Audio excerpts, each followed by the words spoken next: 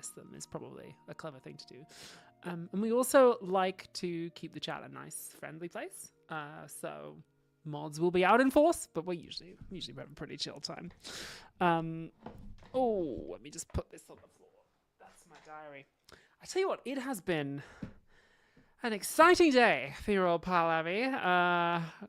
You might have seen on social media the teaser trailer and poster for Dracula's Ex-Girlfriend just dropped, which is the film that I wrote that is going to be coming out on the 13th of September, on Friday the 13th. It will be out on Nebula, and we'll all be able to see it. And I'm going to tell you a little bit more about it later on too, probably towards the end of the stream, because, I'll tell you the exciting kind of news now. We are going to be having a red carpet premiere in Hollywood for Dracula's Ex-Girlfriend, and some of you are going to get the chance to be there. We are going to be giving away some tickets to the premiere, like as a prize. I will have more information on that when I have it, which is to say probably not for a few days. But I hope that I will see some of you in Hollywood, in Los Angeles on the red carpet. So exciting times. Thank you, RD, for that super chat. Have you read the book Man's Search for Meaning by Viktor Frankl? No, I'm afraid I have not. But thank you. But yes. Sam the Anthro says, I didn't know we had a release date. So exciting. Yes. Friday the 13th. The premiere will be before that. I don't think I can tell you the premiere date yet, but it is sooner than that. I'm actually flying to LA next week for the premiere. So that's going to be very exciting. Wings 2 Spirit says, oh my god, I live there. Well, hey, Wings 2 Spirit. Maybe I'll see you on the red carpet. If you win whatever little contest that we devise to give away tickets. I have a small number that I'm allowed to give away. So, Dragon Tamer 179 says, is the signed Patreon book tier meant to be a one-time purchase? Yeah, I mean, I'm not going to send you a book I'm not going to send you the same book again. That would kind of get a bit old, wouldn't it? Thank you, Liz Av, who says that this episode that we just did, the one on death, was a really important one. Oh, thank you. I really appreciate that. Why don't we get into it then? Why don't we dive in a little? So the most recent video that I did was this one, which was called "How Death Changes Your Perspective." I changed the title and thumbnail a couple times, just playing around with it, you know, to try and optimize. Oops, it seems to have. Oh no, there it is. Haha. Yeah, so this was a fun one. And whenever I make a video, long-time viewers of the live stream will know that I always have my 3 criteria to judge, am I happy with it, you know? Because the nature of doing anything in public, whether it's acting or whether it's making YouTube videos, is get a lot of feedback from a lot of people, hundreds of thousands of comments sometimes. So I try and have my own criteria for grounding. Okay, when am I happy with it? So I know, like, it's just so that I don't get buffeted about by people's opinions too much, you know? So my 3 criteria are, did I make it from curiosity, not ambition? Did I make it out of compassion for myself and others? And is it my unique creative vision? So, did I make it from curiosity, not ambition? Yes, I think I did this time. I knew this was going to be a difficult topic to tackle and a big topic, but I approached all the field of research with openness, and I actually ended up doing a lot of redundant research. And there was one significant moment during the research and design phase where I had an ambition and I had to let it go. And I'll tell you more about that in a moment. And I had to go, you know what? Curiosity, not ambition. I'm gonna let this idea go. I'm gonna go with a different idea. So curiosity, not ambition? Yes, gonna give myself a check. Secondly, did I make it out of compassion for myself and others? Yes, I think so. I mean, I hope so. Certainly from a lot of the comments that I got, people seemed to be happy and like felt that it touched them. Also, we touched on some pretty heavy subjects, and I did my best to handle that material respectfully, whilst also, you know, still being educational. So yeah, I kind of defer to the audience a little bit on that one, but I feel like I did a decent job of that.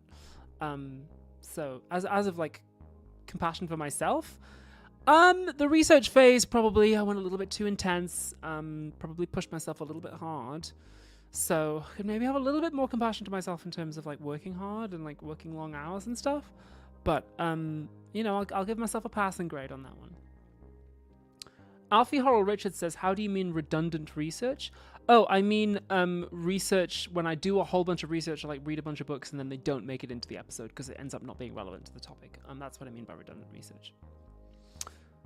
Dragonfly says, oh god, I just got an ad. Yeah, I'm upset about this, but I have tried to turn off mid-roll ads for my live streams and I literally can't. Like, YouTube doesn't let you do it.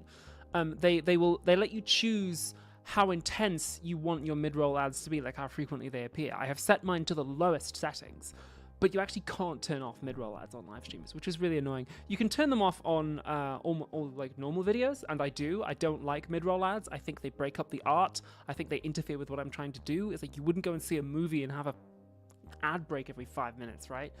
But unfortunately on live streams you can't turn them off, which is annoying. But anyway, we'll talk more about the books that didn't make the cut later on, Chris, but thank you for your question. Danielle Williams says the poem at the end was amazing. What a perfect way to end it. Oh, thank you so much. I'm really glad you like that. And I guess that brings me on to like my final criteria, which is it my unique creative vision?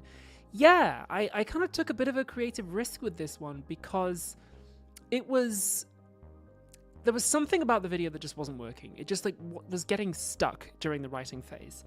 And I said to myself, well, my solution for when I get stuck on these things is always to just get more personal. I'm like, okay, if I'm hitting a block, it must be because I'm not going to the emotional place I need to go. And so I realized how difficult it was to make a video about death and like make it actually about the real thing rather than the pantomime villain. And so I wrote that final section, the kind of second conclusion, which is about like, it's really hard to make a video essay about this. And I included some poetry that I wrote about like a real life bereavement I went through, just to be like, I'm trying to point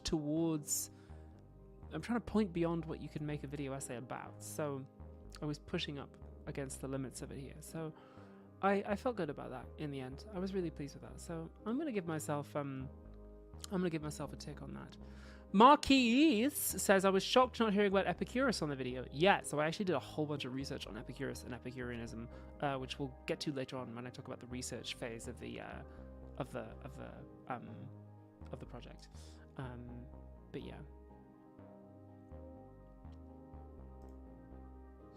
Okie dokie. What else? So those are my 3 criteria. Oh yeah, I'll tell you a little bit about how it was made. So originally, my original plan for this video was to do it themed aesthetically around Beetlejuice the musical, which I love. And I was even planning to sing some of Beetlejuice the musical. I was planning to sing the whole Being Dead thing as the opening to the video. And I tried very hard over several weeks to get the rights to that song. And getting the rights to music on YouTube is a huge pain in the ass. You have to go to like 5 different people. You wouldn't believe how difficult it is. And I actually ended up speaking to the producer of the cast recording of the Broadway musical, who said, yeah, I think this is great. I think you can do it. But it wasn't his decision in the end. And I also was prepared to give them some money too. Not an insignificant amount of money to get the rights to do this. And in the end, it went to the rights holders and they came back and said, no, not, you can't do this for this money. Not, oh, we prefer you if you didn't. Just straight up, no, you not only can I not use the music, they said I can't use anything that even looks like any of the costumes or anything that purports to be anything to do with the music, with the musical. And the guy who produced the cast recording was like, this is ridiculous. There are cosplayers who use the aesthetics of the musical for cosplays, and we don't tell them they can't do that. There are people who've uploaded and monetized. There are people who have uploaded and monetized their own cover versions of the song from the musical. Like, you can buy on Patreon like MP3s of people doing cover versions of the songs of the musical, which is completely illegal. That is totally copyright violation. And they just just don't go after people like that. And but the fact that I asked, the fact that I tried to do it the way that you're meant to do it, meant that they said, no, you can't. Despite the fact that other people have monetized. And I pointed this out to them. I was just like, there are people selling illegally cover versions of your music for like millions and millions of views. Like, what what is your objection here? Like, if I had just done this and not told you, it would have been fine. Or rather, you